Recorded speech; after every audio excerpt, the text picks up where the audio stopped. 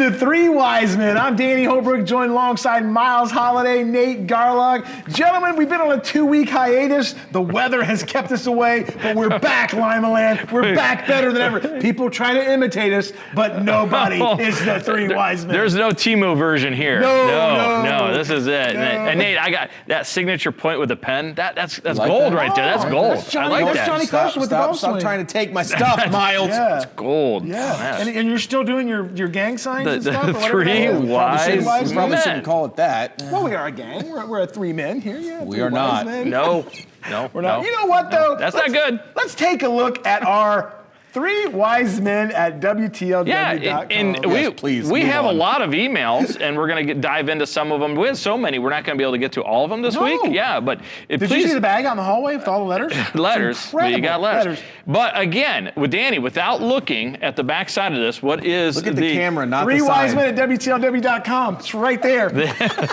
I know. I was really hoping you were gonna. There it is. I picked that up on that one. Three Wise Men at WTLW.com. We want your real correspondence. Not only there, you can watch us on TikTok now. We are TikTok Oh, my famous. goodness, we're TikTok. Well, I don't know if Nate is. Not the The dance. TikTok that you dance. guys did. Yeah. That I had to remind you that the internet is forever, and so that's there Our forever. favorite Toledo Rocket, Grace Freiberger, took us on a TikTok journey that we will never forget. She said of all her TikToks, and she TikToks daily, she Yes. said that by far is the most popular one Oh, ever. she said like 25 million views across the world. Even Diamond Dave Bowen dancing like Rodney Dangerfield. Yes, It he gets no it was respect, I'll amazing. tell you. Speaking of Diamond So glad I Dave missed Bowen, that show. So glad. let's take a look at the Diamond Dave Bowen best thing we saw this week, or in lieu of this week, the last 2 weeks we've been off. Yeah, I have about 2 or 3. Is course that you do. okay? Yeah.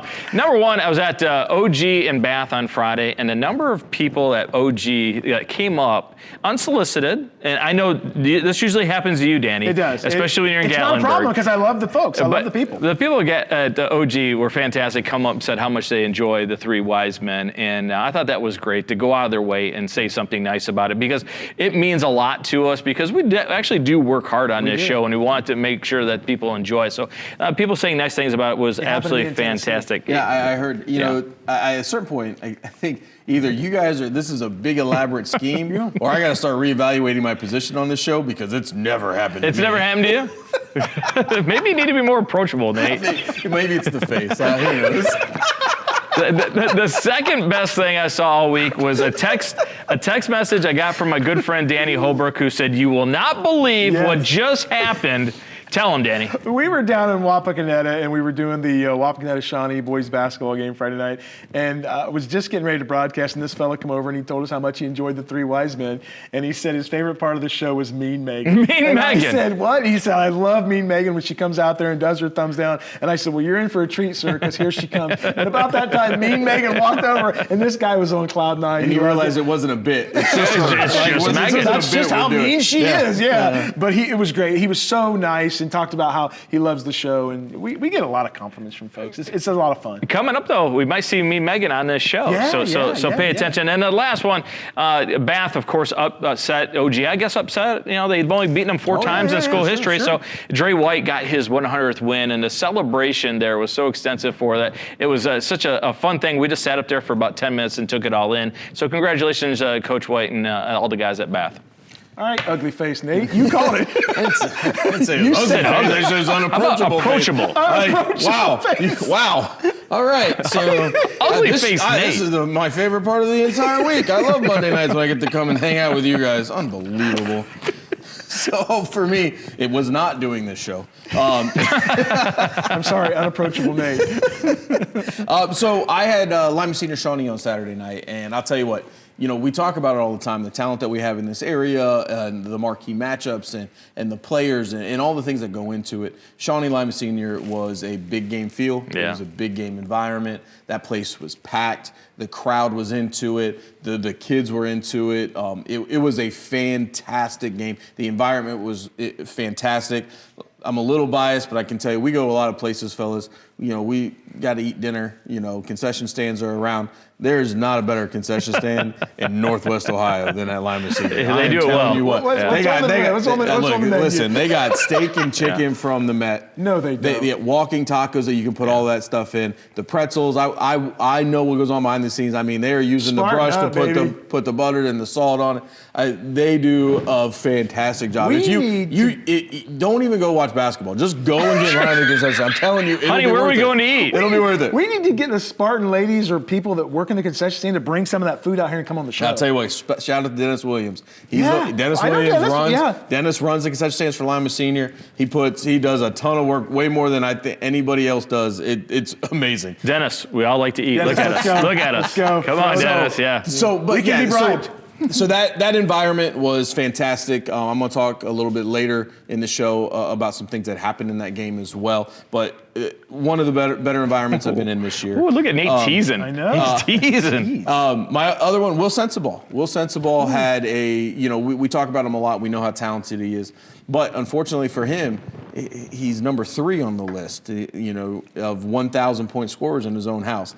He joins dad and older brother. He got his 1,000-point over the weekend. Congratulations to him. And then Cam Smith's big weekend for Allen East. Yeah. Friday night, Allen East goes and pulls off a really big upset against Lincoln View. I think a lot of people thought Lincoln View was going to kind of just run away with that conference title. Allen East said, nope, we are still in this. They played a great game. He was one of the guys that had to step up. They had some injuries on that team. Guys had to fill new roles. He was one of them. And then as a follow-up on Saturday night for Allen East, he goes out, he scores a career-high 29 points, had a fantastic game. So it was great to see that. I had that game. They took him out in the third quarter, and if they left him in, I'm telling you guys, he wasn't missing. He was fantastic. Yeah. Guys, for me, it was Friday night. It's Shawnee's continued dominance in the WBL. We said it last year. They lost so many good players last year. Now they kept the Berkey brothers coming back. Yeah, that helps, right? It's not a bad place to start, right? But they dismantled a 13-4 Wapakoneta team. I'm telling you guys, it was a clinic on defense, and offensively, the Berkey brothers were just amazing. They combined for 39 points and 16 rebounds, and they just did it all. And it's amazing to watch them, everybody that challenges them in the WBL. We keep waiting. Now they've got a huge contest in a couple games with Van Wert, which is going to be an absolute sellout.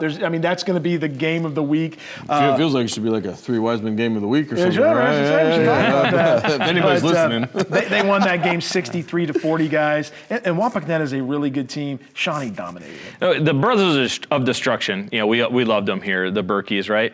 I will challenge you this. Name a better defender in Northwest Ohio that can defend 1 through 5 like Trevick Berkey. Yeah, I've said that Mesher from Marion Local is a really good on-ball defender, but he's limited in what kind of character he can guard, right? Right. He's not going to take a 6'5" guy. He's not doing 1 through 5. No. Trevick Berkey is as good a defender as anybody in Northwest Ohio. Yeah, fantastic. Tonight's interview is brought to you by Lee's Famous Recipe Chicken, located in Wapak, Delphos, and St. Mary's. Locally owned and operated, Lee's is not just famous for chicken, we're famous for catering, too.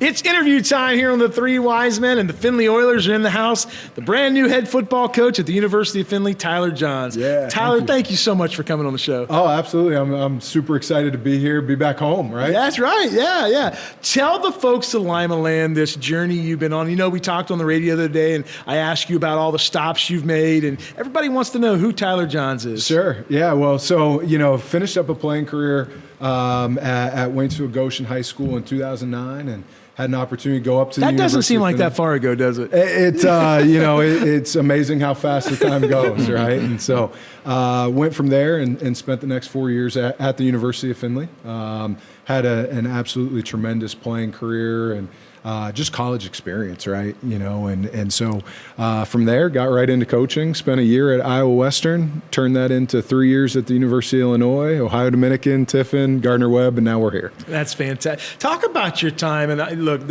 all the schools are great, but boy, when you say University of Illinois, a D1 school, sure, yeah. Talk about your time there, what you learned, the experience, and the people you got to meet. Yeah. I think at the end of the day, that was probably the most valuable experience for me to get not only to be at that level of football and see how things are done and see the way that just people operate at that level, right? Mm-hmm. That certainly was very beneficial for me. I think even bigger picture maybe wasn't great in the moment, was part of 3 staffs in 3 years there. Oh, sure. And so went through a lot of turnover, but what that did is it created a lot of opportunities for me as a young coach to learn under a lot of different people, see a lot of different ways of doing things, to be able to kind of pick and pull and say, hey, I really like what this guy does over here and what they do over here, and kind of blend all that into your own system then. And so certainly some really, really impactful people in my life came from that stop there. Well, when Bear Bryant said, when mom calls you home, you go home, how special is it? You get to go back to Findlay and be the head football coach. Did you ever dream about this? Heck yeah, every day, every day. You know, this is smile. This is my dream job, and I mean that. And it's I've said it as long as I've worked in this profession. This has always been my goal. This has always been for me what I've wanted to do. You know, I certainly, when you're a younger coach, you're all about chasing it and seeing how high of a level you can get to. And I was very fortunate to get to do some really neat things. But at the end of the day, this is what it was always leading to. And for me, this is it really is a dream come true. When they offer you the position, what was that moment like? And who was the first one you called to share that news? Yeah, so the first one I called was my wife. Yeah, smart man. She was, hey, you know, we did it the right way, right? And so, no, she was actually not able to make it up to the interview with me. And so that night when they called and offered me the position, I said yes, and then I called her and asked permission. You talk about it being a dream job and, you know, something you've always strived for. And you've had a lot of stops. You've been to a lot of different levels and seen a lot of different things. But, you know, what makes it also unique is not a lot of people get to go to their dream job to replace the guy that they got to play under. Right. What's that like, walking into a program that you obviously are incredibly familiar with, but you're taking over for the guy that you played under? Yeah, it's really, really big shoes. Really big shoes to fill. You know, Corey did an absolutely fantastic job there, set me up for all kinds of success. I tell everybody, right? They handed me the keys to a Ferrari and told me not to crash it. Right? And so, no, he has done such an unbelievable job, and the person he is, the mentor that he is, you know, just the way that he carries himself and conducts himself.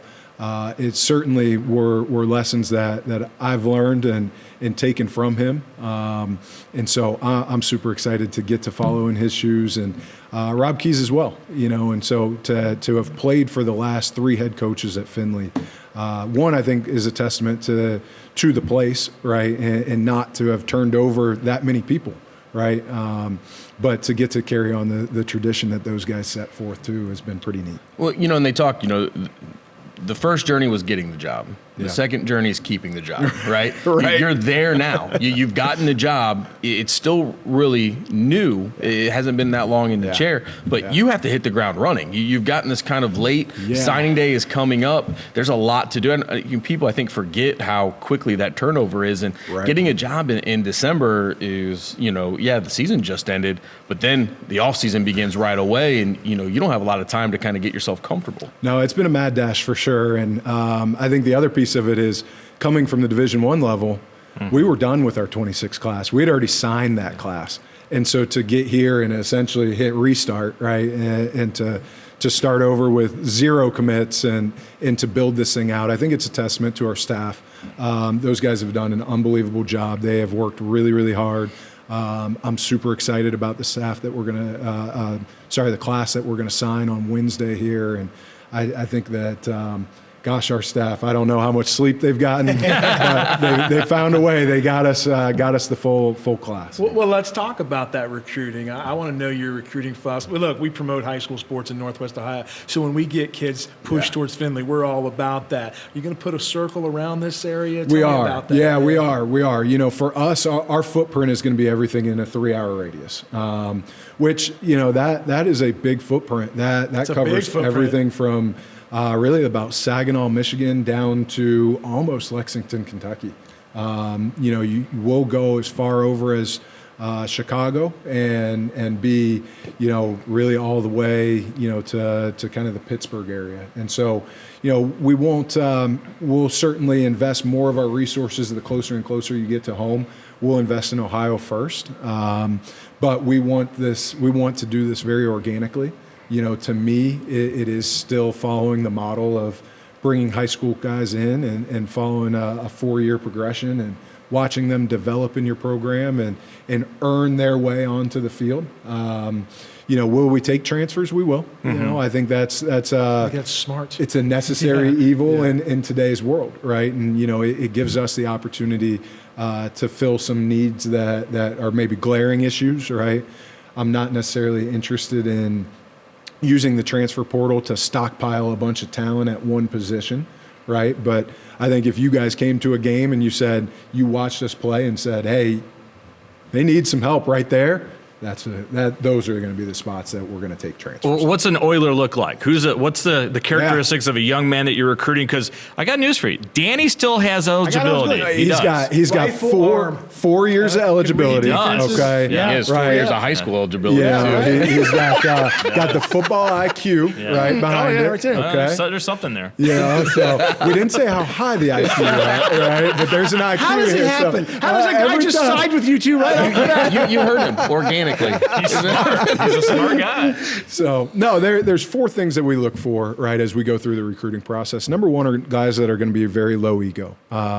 Certainly not cheap. You're out, Miles. Right? It's That's what the internet says. Right. High ego, right? No, you want guys that have that confidence to them, guys that they know they're good players, right? But at the same time are guys that don't necessarily need to catch 100 balls, make 100 tackles.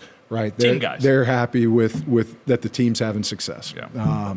So number 1's low ego, right? Number 2 are tough guys, right? Guys that when you go into a high school, the coaches say, hey, yes, this guy he's battled adversity in his life. Mm-hmm. He's mentally tough. He's physically tough.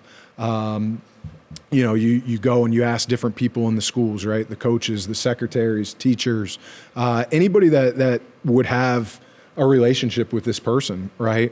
Next is how dependable they are, okay? Are they truly going to be a person of their word? Are they going to do the things that they say they're going to do?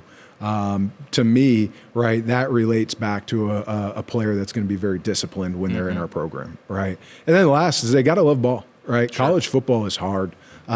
It's supposed to be, right? If it were easy, everybody would be doing it, right? And so we want people that are very passionate about what they do, right?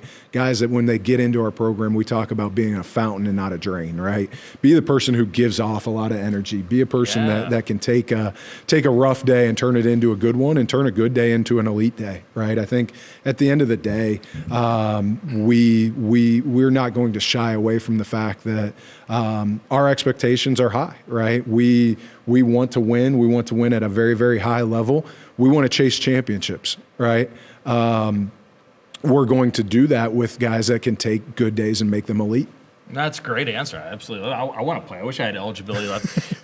Now, in this day and age of college football, high reps on offense, get a lot of snaps in, we're going to score a ton of points. What is the offense and defense philosophy for you? What is it? Yeah, great question. So we are very much that on offense. We play fast.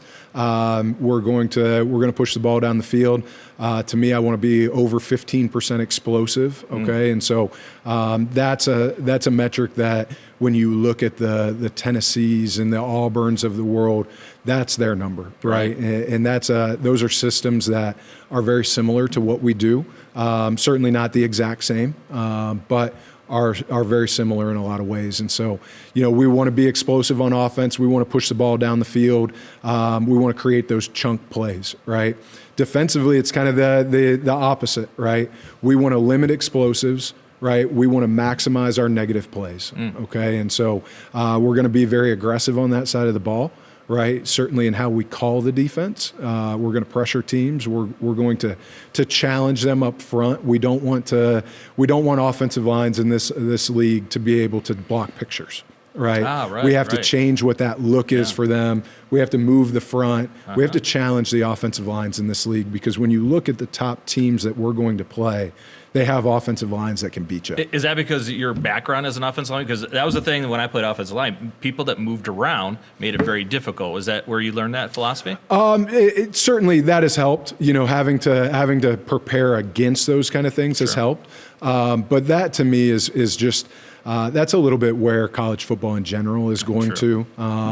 You look at it, the offensive lines that play with very good eye control, they're usually some of the best offenses in the country. And that's at all levels. It really is. And so kind of priority number one is making sure that an offensive line, they're not able to really lock into what you're doing. And then number two is trying to make it hard on the quarterback. Right. Miles mentioned your background as an offensive lineman, and when you look at your resume as a coach, everywhere you've gone when you've coached offensive linemen, and linemen in general, you have developed a ton of talent across the board. A lot of conference first teams and All-Americans. You've coached first round or draft picks, NFL draft picks, all those things. As you now move to being a head coach and you have to oversee the whole thing, you got a little bit of that taste being down at Gardner-Webb as a time as the head coach, but are you going to still try to be that involved with the thing that you clearly are most passionate with, which is the line? Or are you going to, say, listen, I know I'm the head coach, I need to step back and be a guy that kind of oversees the whole program? Yeah, I'm going to take that step back. Dean Cullison is an unbelievable offensive line coach. He has been with me. This is our third stop together now, all the way back to, when we were in high school. I mean, we were on the kind of the recruiting circuit together, and so our relationship goes way back. He and I kind of built this O-line system together anyways, and so if there was one person in the world that I would carte blanche turn this over to, it's him. And so I'm going to let him run with it. Really, that's been my goal with all of our coaches. Really, as a staff, it's a lot of guys that I know very well, that I've had past history with. I kind of know what they are. I want those guys to go do their job. Let them kind of cut it loose and have full reign, and then I'll just be back kind of overseeing everything, pulling strings in the background. Tyler, when you walk into a living room in Lima, Ohio to recruit a kid from Lima Senior, LCC, or Allen East or Bath, two things. How much are you talking academics with the family? Yeah. And how much are you recruiting the family? Yeah, I think that's a huge piece of it. Anytime we're recruiting a family. I think that's one of the things that makes Findlay special, is that it really is an experience for your whole family. That's why the local areas are so important to us, right? Because those are the families that are going to be involved. Those are the families that are going to be there week in and week out. And I always think that players will play a little bit harder when they know mom and dad's in the stands, 100% right? agree with you, 100%. And so, it is all very, very family based. And then the academic piece of it, that is something that we're going to push and sell very hard because of the degree that you get from the University of Findlay. It's a tremendous degree. It's a place where school is going to be challenging, right? It's not. I tell all the kids that come through, this isn't a cupcake degree. Mm-hmm. You're not going to walk out of here just because you're here to play football. You have to put the work in behind it. But that's a degree that's going to go to work for you too on the back end.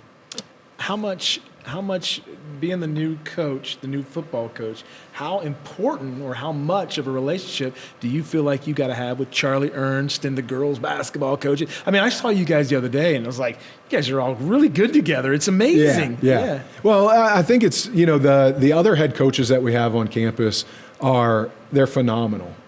Even through the interview process, like the amount of people that would reach out and just have advice and just well wishes, and hey, even since I've gotten the job, the amount of people that have reached out and like, hey, let me help you with this. How can I get you caught up to speed on X, Y, or Z, right?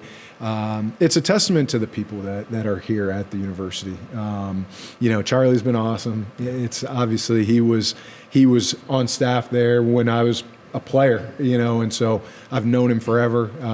But to have the opportunity to come back. Now the voice of the Oilers, Tim Montgomery. Oh yeah, it's family. That's family. Okay, he's my cousin. Yeah. I didn't know that. I didn't know that. Name dropping never ends. Yeah, Tim's a legend up there. He is a legend. He's a legend. You need to know also, Danny's daughter ran track at Tiffin. Yeah, it came up. I do know. She got her undergrad and her master's there. Yeah. You don't have anything green and yellow in your closet, do you? I not anymore. Not anymore. But you can't hold me back for that. No, listen. I'm an Oiler at heart. Listen, I loved my time there. I love the people there. It's different. Backfired on you, didn't it? It's different, but it's good. No, we it's laughed. okay. We're good. We're good. You know? A lot of people say that time drags on at Tiffin. Now, you see what I did there? Coach, when you're evaluating... I get it. There's a delay. That's what makes the show fun. He's smart. Coach, when you talked about pushing the ball downfield, 15% explosive plays, when you're evaluating the quarterback position, most important position on offense, what are some of the characteristics that you say this young man has it or he doesn't? What are some of those intangibles? Yeah, I think number one, you're looking for a guy that's very vocal, a guy that's gonna chase the guys around in the offseason, right? Just as they even move around a weight room, and just somebody who's a very high energy person. They're not afraid to call somebody out, right? And then as we get on the field, right, number one is going to be somebody that takes care of the football. As you look at things from a year ago, kind of what we need to be, what we want this thing to look like. Number one is we have to take care of the football. Number two is somebody that's a playmaker, right? I don't know what that'll look like. It could look like something different for each guy in that room, right? But at the end of the day, you want the guy who just, when they're on the field, good things happen, right? Yeah. I don't know how to... He just finds a way. Yeah, that's kind of the quarterback magic, right? Mm-hmm. Sometimes those guys, it might not look the prettiest, but they find a way to get the job done. And so, I think we've got some tremendous ones in the room. I'm really, really excited about that room. It's going to be a competitive spring for those guys. You return the starting quarterback from a year ago. And so anytime that you have that walking in the door, there's going to be a sense of leadership and a sense of excitement. And so excited about that group. Can we stop by spring practice? Yeah, come on out. Anytime. We're going. Oh, yeah. That'd be fun. Open practices, we'd love to have you. We'd love to do that. You have an offensive coordinator. It's 4th and 1. It's a crucial situation in the football game. And he says, Coach, I think we should run this pass. What do you say? So I'm gonna let Blaze Holzer run the show. Okay. Nice. And as long as it's complete, he'll be okay. So there's the answer. There's the answer. He can call that pass, but boy, he better complete it. Does it drive you nuts sometimes as a former lineman and you watch these guys throwing on 4th and a half yard? Are you like, come on, this is an attitude play? It depends, right? Situationally, it's all going to depend, right? There's a time and place for everything, right? There's a time in the game where you have to call a run in that situation, regardless of what you wanted to do, because you need to test the temperature of your offensive line, right? There might be times in the game where at the end of the day, if they're going to put 9 in the box and you've got 7 blocking, sure, that the answer is to pass the ball in that situation. And so I think that's one of the things that I'm very comfortable with Blaze Holzer and what he does, right? We've worked together in the past. He's been an offensive coordinator for a long time now. I know that he's been in that situation, right? And is going to respond to that situation in a really good defense way. is so good, too, coming off that short edge and get to that 4th down and short, right? Yeah. So it's not just like an automatic when you're on strong side. You get to pick it up. No, it's not anymore. And that's the thing. I think that's where defensively they've changed, right? As defenses have started to kind of transition to being maybe a little bit smaller, a little bit faster, right? There's some things like that you're not going to get away with that you would have even 5 years ago. Nate, do you feel like Miles is trying to get a Yeah, position? every coach we have, right through. Miles is like, let me show you how smart I know stuff. So we talked about a recruiting class, or your signing day is coming up. You guys had to kind of get going real quick. We did. Still, you got a full class ready to go. You excited about them? You still looking for some things? How's that shaping up? Yeah, I'm super excited about this class. We're pretty well done. With the exception of maybe one last guy kind of sneaking in at the 11th hour here, but for the most part, we're done. Obviously, I can't talk about specific kids yet, but it's a group that offensively, I think they fill a lot of needs. Offensively, with how many guys were returning from a year ago, we were able to plan for the future a little bit more on that side of the ball and bring in some guys that it was like, hey, it's going to be okay to take 2 years to develop this guy. Certainly some guys at positions that will come in and make an impact for us right away. Defensively, we needed to make sure that we had some guys that could come in and make an impact right away. Just that was the side of the ball. We graduated a little bit more, had a couple guys have opportunities at the Division I level, and so we'll be a little bit younger on that side of the ball, but I think that's okay. I think on defense, as long as we've got kids that understand exactly what we're doing and they're going to run around and play hard and they're going to hit, right, we'll be okay. And so I'm excited about the guys that we are going to sign because I think they're guys that can come in and make that impact for us. Miles has got some questions for you. Yeah. We're going to rapid fire as quick sure. as you can. Yeah, And sometimes they have to do with sports. Sometimes they have to do with Miles. It doesn't matter. It just, This is his 5-question job interview for you, yeah, Coach. right. Yeah, we're all right. We're all right. You've seen the show before, so get ready. Okay, here we go. Coach, you guys are the Oilers, of course, right? So, favorite TV show that involves oil, is it Landman? I have not seen Landman at all yet. So here's the deal, right? Here's the deal. I'm still getting caught up on Yellowstone, and I told myself that's I good. wouldn't start Landman until I get done with All right. Yellowstone. If he says Dallas, we'll Because accept I it. said I was going to dress up like Billy Bob Thornton tonight, and Miles wouldn't let me. Yeah. All right. As a former offensive lineman, describe what goes on at the bottom of a pile. That's not appropriate. There's a lot of really terrible things going on at the bottom of that pile. We could try to come up with an answer, but it's not going to be good. All right. You're cruising for dessert in Findlay. Is it Wilson's or Dietz? Dietz all the way. Oh, no kidding. That was quick, And then there is, right, the other one that we can't leave out, right? We've got Mr. Twister's right off the Mr. highway. Twister's good. That's a good one right there. What makes Findlay so special?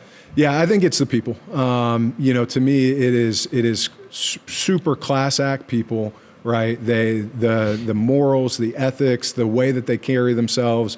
I've said this a bunch since I've been back, right? It's new names, it's new faces, it's the same people, right? There's just a value that people that work at the university, people that are in that town, there's just that blue collar, hard work, good people attitude. Yeah, that makes sense. You have your patented question after this one. I do. Don't forget it. Okay, Coach, you have to pick one. Is it either the wind of Illinois or the corn of Iowa? Which one do you want to live with? The corn of Iowa. I am over the wind. I'm over the cold. I'm done with all this.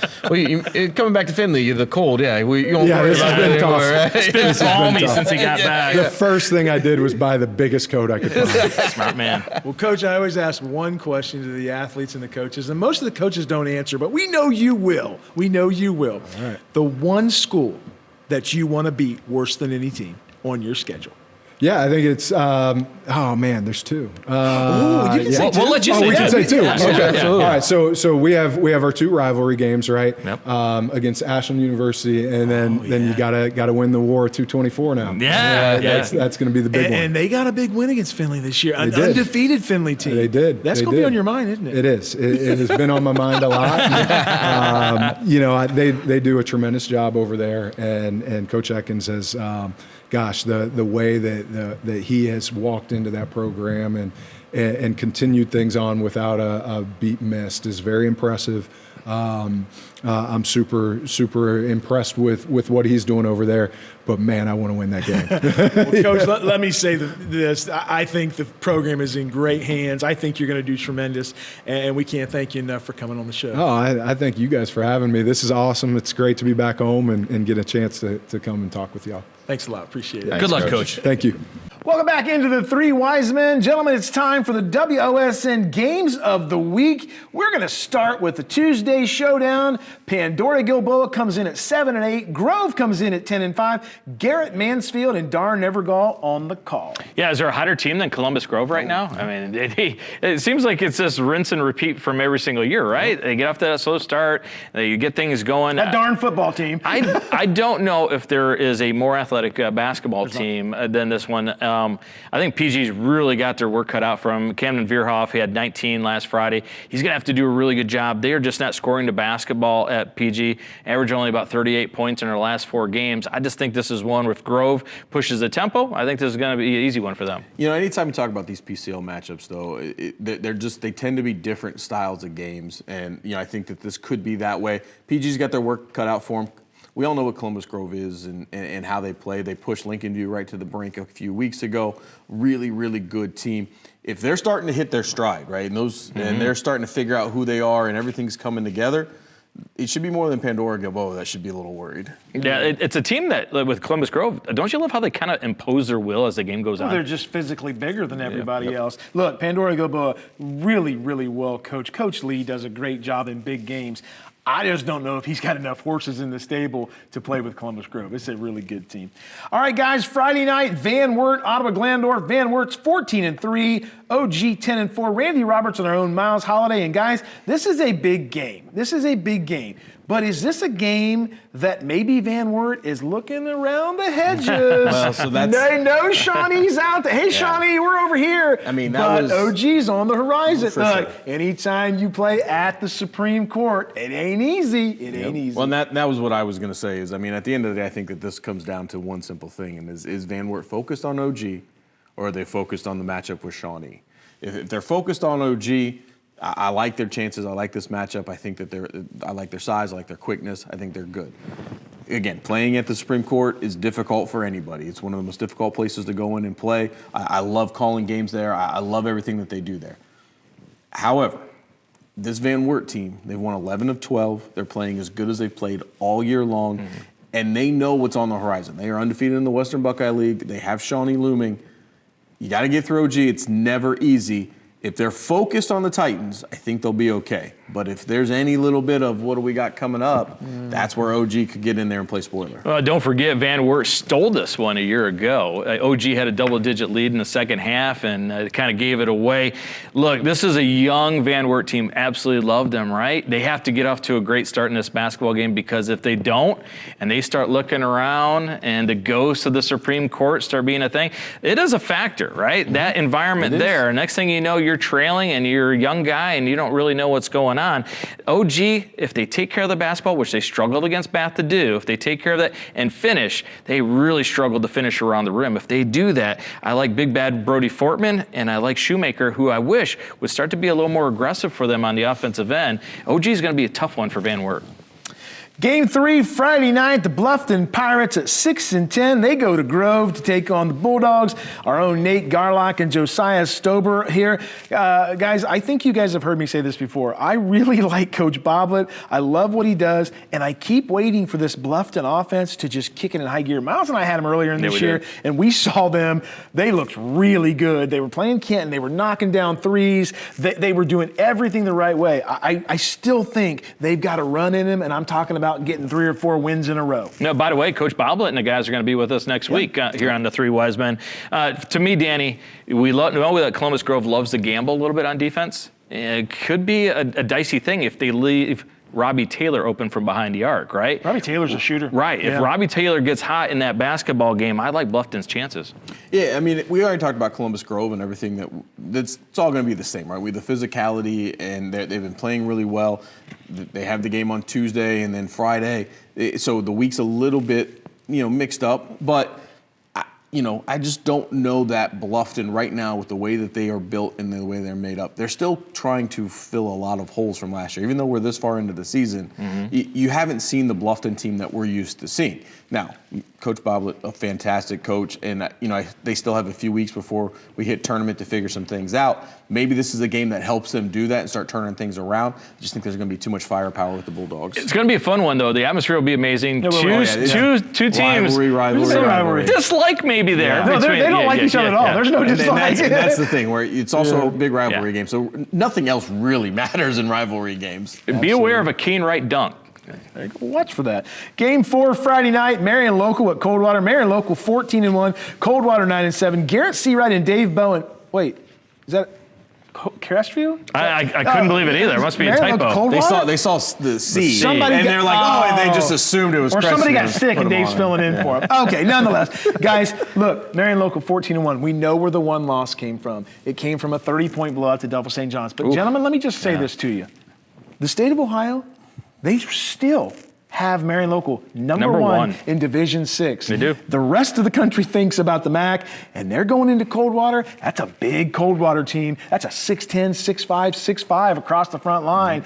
Coldwater, they got some weapons. I think it's going to be a great game. Hey, you and I had Coldwater earlier this year. We got a chance to see them play Delphus St. John's. And, Delphus St. John's struggled a little bit with that length before they got it figured out and ended up running away with that one. Marion Local could have taken that Delphus St. John's game, and it could have turned their season. And it could have been one of those games where maybe we're not, and it could have creeped that doubt in, and we could have seen them start making more mistakes and kind of start to fall apart. That's just not what happens down in Marion Local. No, they're not built like that in Maria Stein. They have rebounded. They've answered nicely. Again, I just think this is a really talented team. This is a Coldwater team that has really nice pieces. They have good athletes. I think they're still a year or so away, though, from some of those younger guys coming up and filling some bigger spots for them. I like Marion Local in this one. It's a big weekend for Marion Local because, we're going to talk about it next. But then they got Spencerville on Saturday night. Again, don't want to look too far ahead because that's a big matchup too. I always like teams that control tempo and don't turn the basketball over. That's Marion Local, right? This is a Coldwater team that is getting better, 5 of 7 that they won. It's a really young basketball team. They're finding ways to win. They are, and they have a guy that can score. And Landon Napke had 21 last week against Parkway. But the problem is, when you think of Marion Local, you think defense, right? They can lock down Napke. I really like Marion Local in this one. Game 5, Saturday night. We talked about him just a few minutes ago. Marion Local at Spencerville. Mark Shine and Jerry Snodgrass on the call. Guys, I don't know if you've been watching the last couple of weeks, but Will, not Sensible, Will, gimme the ball. Oh, that man. kid has Not been shy, playing outstanding basketball. I'm telling you guys, when the games are at their biggest, he is at his best. And I think we've seen him take a step forward, right? Which is a weird thing to think you're going to see out of Will Sensible with how good he's been. We talked about it. He had a 1,000th point over this last weekend. But he's had to fill a bigger role with his brother Owen out with the shoulder injury. Sure. He's had to step up and take a lot of that on, and he's done it without hesitation, and they've looked great.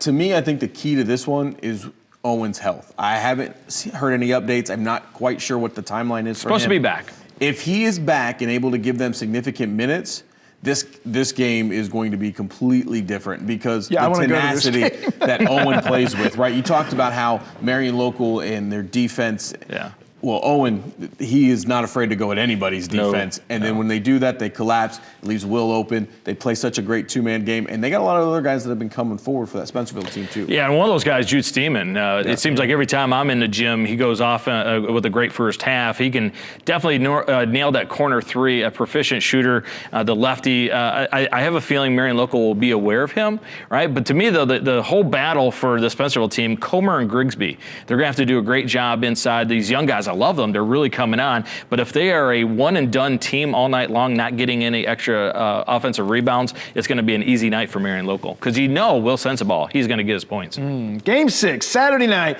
St. Henry at Van Wert. St. Henry at 10-4. Van Wert. We don't know if they're going to be 15-3 or 14-4 coming after that Friday night game. Randy Roberts, Scott Mag on the call. The thing about this game or these Saturday night games is you look at St. Henry, they're going to have a MAC showdown, a big game Friday night.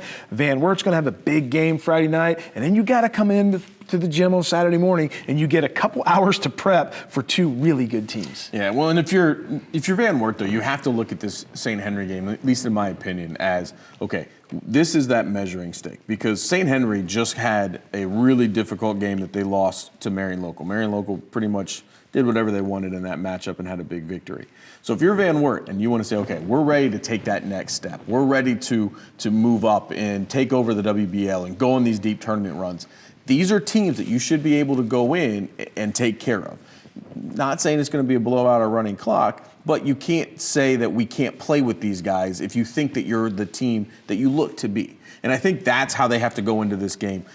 This is a measuring stick game for them. Go in against a really good St. Henry program and show people that they are ready to move themselves up into the elites. Yeah, if you're St. Henry, though, this is a big week for you. 3 games in 5 days. What are your legs going to be like on Saturday night? That's a great point. Going against Van Wert. So if I'm Jeremy Best, I know they like to break out different pressures, maybe speed this game up. I think if this is a high-scoring affair that's going to favor Van Wert, maybe wear out Jack Hulsman and the guys at St. Henry, see if they have any legs left. When this Van Wert team is really playing well, it is getting points from Griffin McCracken from the outside. When Griffin McCracken is dead-eye from behind the arc, they are very tough to beat. It allows teams, or makes teams have to extend, and it opens up who inside? Zach Crummy inside, right? It is a very good Van Wert basketball team, and just remember how young they are. Yeah, they're going to be scary next year. Game 7, Saturday night, the Bath Wildcats at 11-6. They go to the Vatican to take on Delphos St. John's. Nate Garlock, Dave Bowen on the call. Delphos St. John's, fellas, we will presume they will be 18-0 going into that game. They're 17-0. This is a tough assignment for Bath. Look, Bath's having a really fine season. They've got some really good players in Markley and Dagan Hawkins, and you know, we could get on the list. This is a different animal, guys. This is the best team in the state. I know people might get tired of hearing me say about them on the radio and on TV, but I'm not going to lie to you. This is a complete team. It is. They're just so hard to play. Every time we talk about, well, this is another challenge for DSJ, maybe this is the time that they finally lose a game. It doesn't matter. No. They step up. I just love the mental toughness of this DSJ team, because everything you put in front of them, Nate, they said, I don't care. We're going to go play and we're going to outscore you. The only chance I think Bath has, I had them against OG, man, they would eat a minute and a half off the clock on a possession. That's to me, that's the only chance, a limited possession game. But DSJ, what do? They make a 3 and they make you chase all night long, don't they? Yeah. Well, and, listen, you talk about, people may get tired of hearing about all the good things for Delphos St. John's, but at the end of the day, you got to call a spade a spade. This is what they're showing all of us. We can't manufacture a bunch of negativity. No. It's just not there. This is a very complete team. The one thing that we have said all year that we feel like maybe is the one weakness, right? It's that inside game, because they're not a very big team. I don't think they care.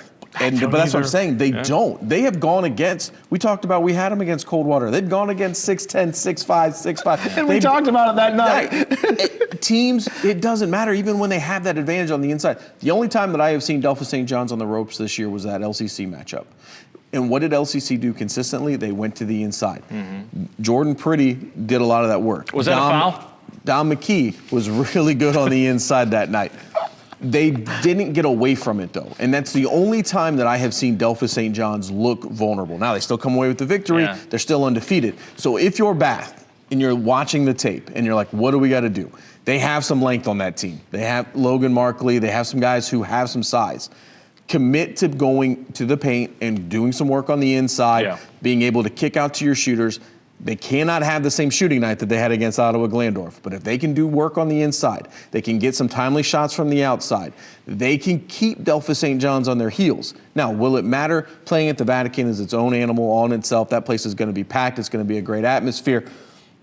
I don't know, because if you blink, Delphos St. John scores 15 more points. Markley is one of the best guys, though, at going downhill in our area, right? He's 6'4", he's a load, and then he's got that quick spinneroonie back to the left hand. He either finishes or gets himself to the free throw line.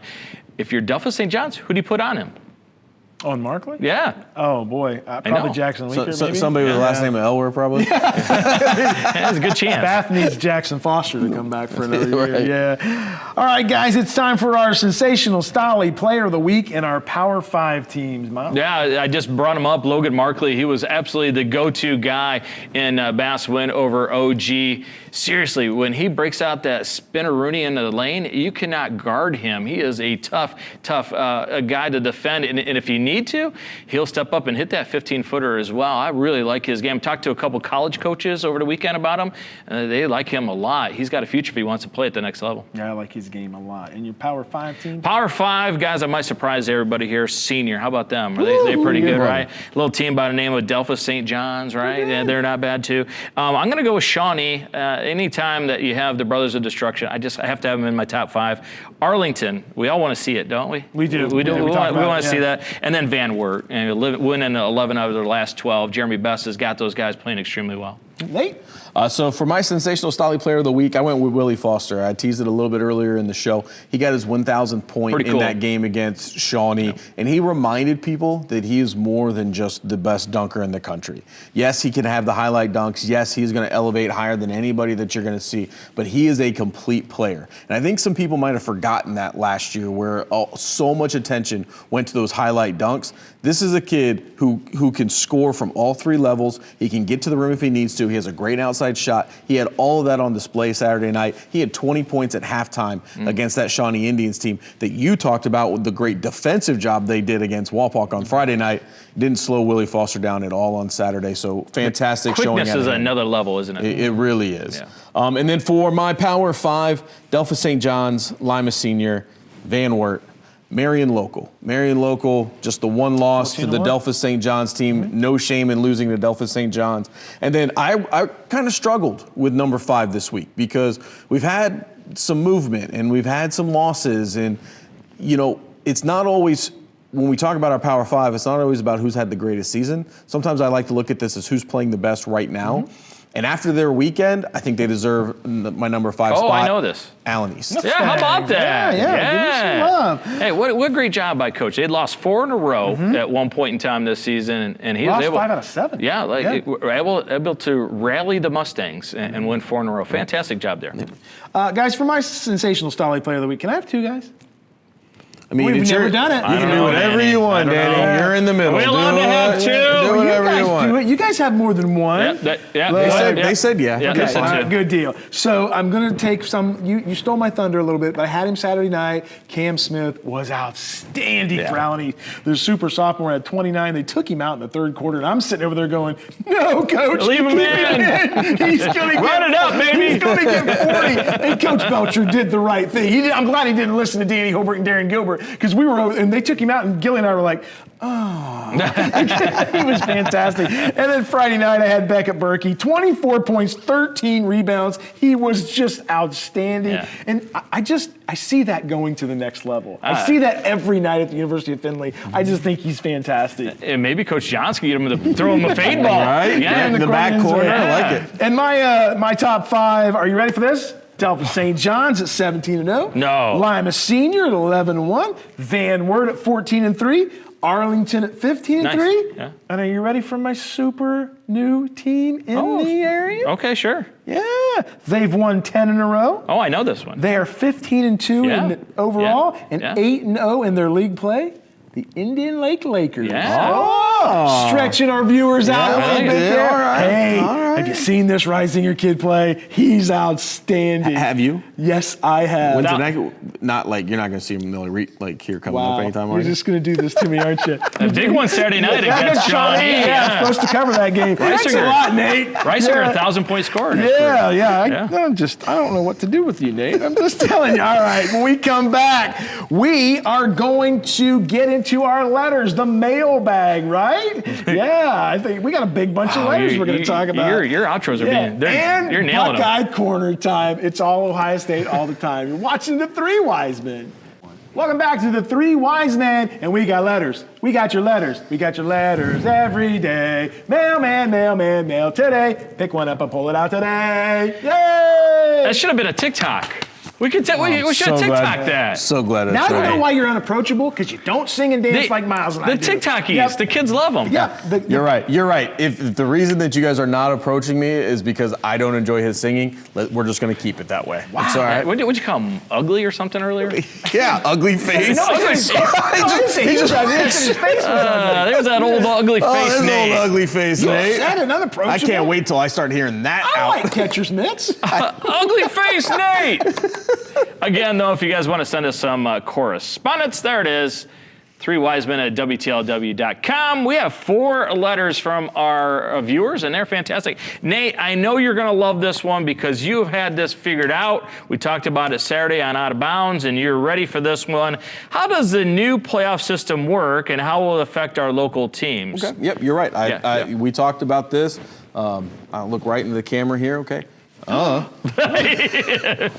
got you. I got a general idea, I think. A couple teams play, and then they go somewhere else. Beautiful face. I don't know. I don't know. It does feel The only good thing out of this, the one thing that I feel like I do at least understand is, even though I literally had to look at a color-coded bracket. I don't know why I'm having such a hard time with this, but the one thing that I do think that it is going to do that it seems to be across the board, everybody agrees on, I think I agree with this as well, is that this is going to prevent some of the things that we've been complaining about over the last couple of years. A loaded district. Which is we have had district semis that should be at worst a district final, more than likely a regional matchup. We're going to start spreading some things out. We're going to start getting, I think, our best teams later in the tournament. And ultimately, regardless of whether or not it's confusing or not at first glance, if it does that consistently, let's go. Danny, it does feel as if like you're trying to figure out a crime, and then you got to draw the lines around and figure out where things are going to go. This whole thing started when they went with the RPI for seedings, right? It That threw us all off. We're like, what are we doing here? Now, I've always agreed with that, though. I know you have. All the shenanigans got taken out at that point. Shenanigans. Shenanigans. He's not wrong. He's not wrong. So you've got that. You've got different venues. So if you don't know, they're not going to be playing all the semifinal games at UD Arena. They will play at Vandalia Butler High School, which I'm just going to tell you guys is a fantastic venue for high school basketball. It is. Wright State. I've only been to Wright State a few times, but it'll be fine. They're also, the change too is they're also Sunday finals this year. Yeah. You're going to get Sunday finals because they don't have enough time to get them all on there. So those are just a lot of along with what Nate said, but there are a lot of changes. Look, the older I get, the more I realize that I can't, change the changes that are being made, right? And I'm just going to go with it. I'm going to the state tournament every year. It doesn't matter. They can play it outside. And ultimately, we got Jimmy Chipwood scoring. Ultimately, listen, we got to give the district board credit, and we got to give the OHSA credit. As much as a lot of people don't like to, they are at least listening in the sense that they know that people aren't happy with how things were setting themselves up. So they're making changes. Whether the changes are good, bad, or indifferent, we're going to have to wait to see. Will there be more changes? We're going to have to wait to see. But I think that the way that it is going to affect the local teams the best with this tournament bracket is that we are going to see our best teams from this area play later in the tournament. Have a better chance. We're going to have those marquee matchups in the big games, which is what ultimately we all wanted anyway. Yeah, if you're a volleyball fan and you were kind of confused on how they figured out the way volleyball brackets went this year, same type of thing. So if you figured it out, by this, too. Yeah, you'll be good. All right, Dan, we'll start with you on this next one. If you were going to pick the coach of the year right now in high school basketball in our area, who would you pick? Talked to him a week ago today on the radio show. Brett Hammond's Lincoln View. Really? I think he's done an outstanding job. They're 14-4. They're 4-1 in the Northwest Conference. They weren't expecting it this year. Yep. They thought maybe a year away. That guy's winning game after game. Now they took a loss to Allen East, but they're still in first place in the league. Fantastic job. Brett Hammond's my coach of the year. What about you, Nate? There's really no reason to argue with him, to be honest with you. As much as I like to do that, Lincoln, nobody saw this coming. They knew they may be better. They knew they had some talent coming in. But for them to come in, and then when they started to win games, we're like, well, look at the schedule. Exactly. And then they started to beat a couple teams like, well, yeah, but maybe. Nope, this is a for real Lincoln View Lancers team. The job he has done this year has been absolutely fantastic. We got a lot of great teams who are doing a lot of really good things. Turn some things around. Trey Elker at Walpole could be in this discussion. A lot of other guys as well. Yeah. But with where Lincoln View was last year to where they are this year to where it looks like they may be going, I'm with Danny. What about Coach Elwer at DSJ? And I'll tell you what, he doesn't get the credit that he should. It's the Ohio State thing, right? The Ryan Day, the Urban Meyer, right? Because they're so good every year. It's been consistent. All he does is win every game. Yeah. Right. No, I'm with you. And he doesn't get the credit, but it's because it's what happens when you're successful, though. People expect it. It's not a surprise. It's not looked at as this fantastic coaching job because he's sustained success. It's just the expectation.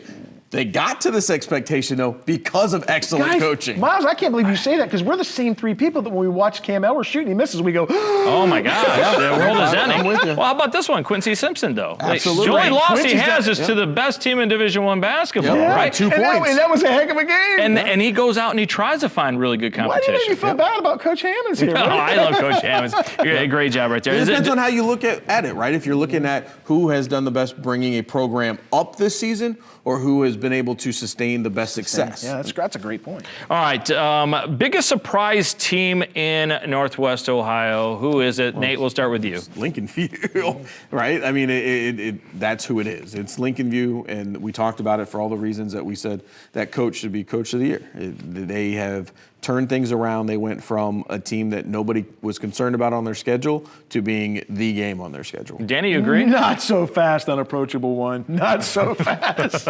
Yeah. Who else is in the catbird seat with Lincoln View right now? Allen East. With 3 weeks to go in the regular season. The Mustangs. Allen East Mustangs sitting right there. Nobody saw that coming Nobody either. saw Yep, that you're coming. right. Talked with Coach Belcher today on the radio. Super excited. They got a chance to either win this thing or tie this thing or make some noise in this thing. And listen, honorable mention for me too. I talked about Coach Elkert, but the Redskins. Walpock is in the WBL race as well. That's not something that was expected either. Well, I was going to mention Van Wert and Jeremy Bass, absolutely. right? Yeah. We all thought, maybe a year away, but here they are. Yep. Now they're going to be playing for the Look, WBL championship. The rest of Northwest Ohio better be on notice because this Van Wert squad, this is a 3-year party. Oh, yeah. I'm here to tell you, sophomore, junior, senior, you know what I'm talking Yeah, about. they're loaded and they got a good one piloting them. All right, last one for you guys right here. Will Ohio be the last state to adopt the shot clock? Danny, shot clock. You want Ohio to adopt it? I hope it never gets in Ohio. I'm sorry, I told you guys this before. I'm not a shot clock guy.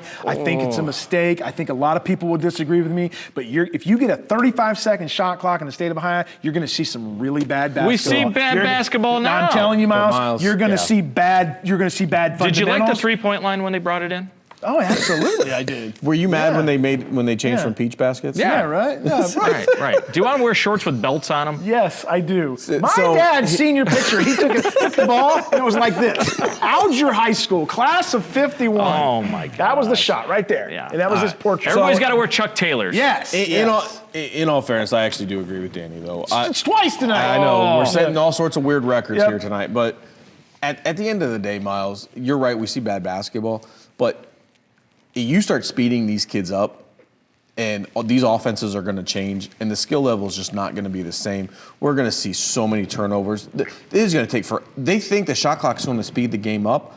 I will challenge you that it will slow the game down because we will have so many fouls and turnovers that the clock will constantly be start, stop, start, stop.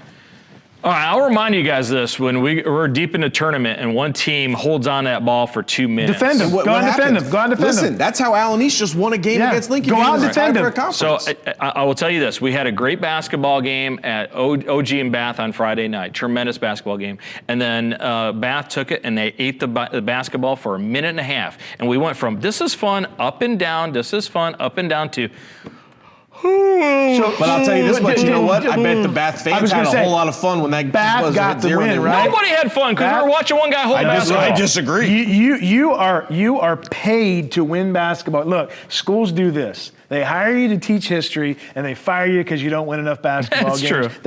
Look. And if true. I got a team that can't score, you know what I'm going to do? I'm going to make it as ugly as I can because I'm going to give my kids.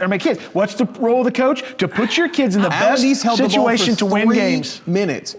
With 3:15 left on the clock, they held it for 3 minutes, Go and then the defend them. lane opened Terrible. up, and they got a layup. Go to out and go for a defend win. it. Go get a steal.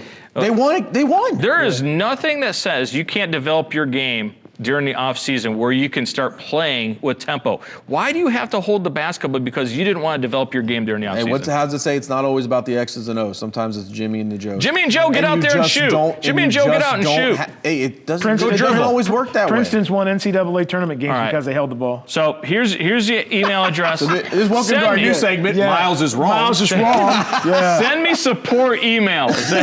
3wisemen@WTLW.com. Shot clock, baby! All right. right, guys, let's go get in the Buckeye Corner. Let's get this one. It's time to go to the corner, the Buckeye Corner. Yeah. That's a good intro, right, Nate? Your intros aren't the problem. That's right. My outros. Well, the problem at Ohio State, they needed an offensive coordinator, and they hired old Arthur Smith, old Mustache Smith. So they solved the problem? Well, I'm going to ask you, Nate, did they solve the problem? Wait. We got to ask Mean Megan. Oh, yeah, I thought she wanted to hear our No. I promise you, she never wants to hear I'm glad we anything. talked about this I know, 30 right? seconds ago. I know, And right? people think You this know, show is scripted. I know, right? All right, Mean Megan, come on out. Tell us, did the Buckeyes do the right thing by hiring Coach Arthur Smith away from the NFL? Oh, nice, Mean Megan. Wow. Nice. Wow, that's a little surprising. That is surprising. A guy that loves the usage of a tight end, where you're going to take your two great receivers off the field. Disgusted by that. Right. A guy that loves running the football, where you're not going to utilize your two great outside receivers. A guy that didn't have a tremendous amount of success with the Steelers. I'm a little surprised by it. I was hoping for a guy that'd be more up-tempo, sling the ball around. You mean you guys aren't excited about the guy that led that juggernaut offense that was the Pittsburgh Steelers?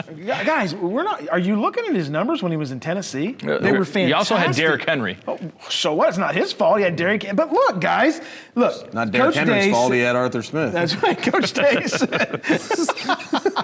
Coach Day said he wanted a guy who'd been a former head coach. He would have had 3,000 yards. Yeah, he wanted a guy that wanted to be a former head coach, and a guy that wanted to be at Ohio State. And a guy that wants to Now, go look, really slow. He turned down He turned down Tennessee to go back. He turned down the Philadelphia Eagles, and it shows you he wants to be at Ohio State. He checks all the boxes. We're fine. Okay. We're fine. All right. All I know is I found my 2026 Will Howard. All right, let me ask you guys this: were the Buckeyes winners or losers in the You're portal? not asking us Mean anything. Megan, There we tell go. me this.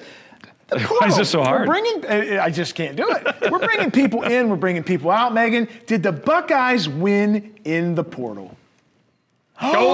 Oh, she's so mean. Are you kidding me? We addressed all our needs. Defensive tackle. Yeah. Right? Yeah. Wide receiver. Well, I think that's the thing, right? We lost Yeah. Mylan Graham, so everybody Yeah. thought, the sky's going to be falling at wide receiver, right? But I did like it, Danny, because the last two national champs, Ohio State and then Indiana, old dudes, right? Yeah. And so what do? We went out and got a bunch of old dudes. we even got punters and kickers. So that's the big winner. We got a kicker. Right, we got a kicker. So let me tell you why I don't think Mean Megan is too far off, or at least as far as I think all Ohio State fans are outside of crazy nut jobs like you two. We are. All we saw were the headlines. Can't we just be nut jobs? Nope. We saw the headlines of all the people that left. Yeah, a lot of them. all the portals, that all the guys, all the big names that went somewhere else. Yeah, we know we brought guys in, but the casual Ohio State fans, we don't know who these guys are. We don't know what role they're going to fill. We don't know where they're going to be at. We know the names that left. We don't know the names coming in. That gives you some pause because you don't know what you're going to have. We know what we had going out. We were happy with the results. Yes, we fell a game short, but we were going to grow. We were going to get better. We brought guys in. There's been a lot of hype. There's been a lot of talk. But unless, again, you're like a bunch of nut jobs like you guys that live in this thing, you don't know these guys' story. I feel better. He didn't call us crazy nut He didn't call jobs. us crazy, Just which is nut nut jobs. jobs. But here's the thing, Nate. The top priority was that defensive line. We brought in some really good guys, but that's not the issue. We still got Larry Johnson. We still got Larry Johnson coaching them up. Yeah. He's the best defensive line coach in the country. Well, I don't disagree with anything Yeah. you're saying. I'm just saying we lost a lot of guys that Larry Johnson could have coached up as well. Have we ever lost a guy, though, that went on and we're like, oh, how'd we let that guy go? Look what he's It's an doing. That at was this Hayden. point. Right. Even better point. Yeah. You're right. Yeah. Let's ask Mean Megan this question. Will the Buckeyes be improved on special teams with the hiring of their new coach, Robbie Disher? Yeah. You know why? Because we got a kicker, Yes. too. You know why? Because it can't get any worse. Right here. It can't get any worse. The dishwasher's coming in, right? Robbie, He's the gonna clean dishwasher it. disher. He's going to clean up. Look, the guy's been in Illinois. He's been at Tulane. He's been at Georgia. He's been at Louisiana. He knows his way around the map. It can't be worse. This is Can't a be good worse. thing. This is a great thing. They blocked 6 punts one year when he was at Toledo. It's awesome. Yeah, that's fantastic. It's awesome. Yeah. The dishwasher. He's coming in. I got to tell you, guys, I am really, really, really, really, really concerned about this last question with Mean Megan. Yeah, I do. Hey, Megan, Yeah. come on aboard. Will Jake Diebler and the Ohio State basketball team, will they be dancing in the NCAA tournament how was that again? in March? Is that the Charleston? No, it's more of a That's the right mashed look for what's potato. happening right now, Yes, Megan. yes. You're doing Me and excellent. Megan, will the Buckeyes go dancing in March? Oh, I can't look. I can't look. I can't look. I can't look. Oh. She's so mean, but you know what? She's right. She's right. She is spot on right, Miles. Why do I fall for it every You do. year? You're Charlie year. Brown, and I she's am. Lucy, and she just pulled the ball out from underneath of you. Just want that Mata back. It's not happening. Love you in the tournament again, dude. You know who I want? I want to go back and hire Dustin May like we I should want to have go to back begin to with. Ohio State, go Columbus. I down. can't wait for Mean Megan to get identified at a game again this week, and you got to start signing autographs. That's what we got to do, right? Do a signing with Mean Megan. Yeah, that'd be awesome. that is- She could just sign everything like this with her thumb down. Mean Megan, great job as always. All right, we're going to take another break. When we come back, it'll be Newsboy time. Yeah, you don't know what we're talking about, but you want to stick around for it. It's the Three Wise Men on WOSN. Attaboy. Wow, what a great segment we have in front of you. An honor to have legendary journalist Scoop Holbrook with us. Scoop, thanks for joining us on the show, man. This is happening. Absolutely. All right, so we've got some headlines that you think that are important, what's going on here in the winter season. Delphos St. John's, number one, Scoop. They're doing a great job, undefeated, playing extremely well. Every challenge in front of them, they just knock it down. Get your paper here. Jay's flying high in Lima Land sky. 17 in a row. I'm telling you, Cam Howard, 30 points a game. They've beaten Van Wert, Shawnee, Miller City, LCC, Lincoln View. They're flying high. And hey, that's a great headline, isn't it? It's a long headline. Do you get paid by the word? I'm press How do you man. how do I'm you press man. how do you fit that on the headline? Just next. Scoop, another team that's playing really well, they seemingly are dominating the Western Buckeye League again, and that's Shawnee. Are they going to continue to be the king of the WBL? Get your tough Berkey jerky here. Them boys are tough. Berkey jerky here. 12-5, 6-0 in the WBL. They got Van Wert and OG left, but they dismantled Wapak the other night. The Redskins down in Auglairs County. Did you used to sell hot dogs at baseball I games? did, Yeah, yes, okay, yes. all right. All right, that's another great headline, isn't it, Nate? It is, you know. How about these last two? We let him tell us the headline, right? Like, I think he's really getting into this. I kind of want to know where we're going before. You know, he's supposed to sell the paper to us, right? Sell that paper, newsboy Danny. Get that nickel out of my pocket. Yeah, you've obviously never dealt with the media, right? Yeah. Not real media, at least. All right, Scoop, another team that is a big surprise, Lincoln View. Charleston Jitterbug Disco Lancer Dancer dancing to the top of the NWC. 14-4, 4-1. The Lancers are dancing. Nate, do you think the Lancers are going to keep dancing when it comes tournament time? Listen, when you can score like they can score, and we've seen them be able to play pretty good defense. They've had one rough outing. That was against Allen East. I'm going to guess they're going to learn a lot from that, more than some of their wins they have. Listen, this Lincoln View team's built for a run. I think he's on to something. I can't believe print media is disappearing after this. So not only in the WBL, Shawnee very good, but Van Wert, they've kind of surprised some people as well. Rawr, Cougar comeback, Cougar comeback. They're 14-3. They got dismantled by the Jays 79-44. They've won 11 of 12. 11 of 12. Get your Cougars, get your Cougars. All right, let's move on to the last headline there. Lima senior, Willie Foster, 1,000 points. Sean Foster, 1,000 points on the year. Sell us some papers there, Scoop. Foster going bananas. Oh, yeah. 12-1, Willie and Sean. They're a highlight reel all over the state of Ohio. Get your Foster going bananas. Banana Foster, more than a dessert, isn't it, Nate? It is. It is, and I'll tell you what, if you haven't seen Lima Senior in person, you have to go watch these guys. It's not just the high-flying stuff that they do. I was really impressed the most with them on Saturday night because they're starting to do the little things as a team. And I think that's what Coach Simpson was looking for those guys. 50-50 balls, getting on the ground, getting extra possessions. They got in really bad foul trouble in the second quarter, and it didn't slow them down at all. These guys are for real, and I'll tell you what, in case anybody's missing it, we got the scoop for you right here. Boys, I gotta move on. I'll tell you right now, I heard there's some things going on with the Hindenburg, and Amelia Earhart's plane has not been seen for a while, so I got a bolt to get this to press. Oh, the humanity of it. Yes, the humanity. Scoop Holbrook, you want to take us home? Absolutely. You've been watching the Three Wise Men. I don't know why, but we enjoy you. Have a great night, Lima Land.